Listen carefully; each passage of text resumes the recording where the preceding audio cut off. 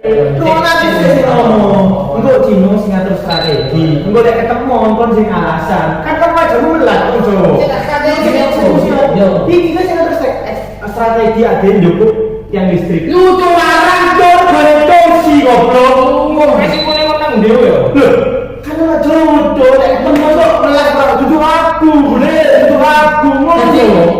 Jalan keluar ini apa nyolong mesin? Iya, kon masih ngomong dulu, cok, yo di melok-melok ngono kok. Oh, terus yo apa terus sini, Cuk? Lek saono ngene iki.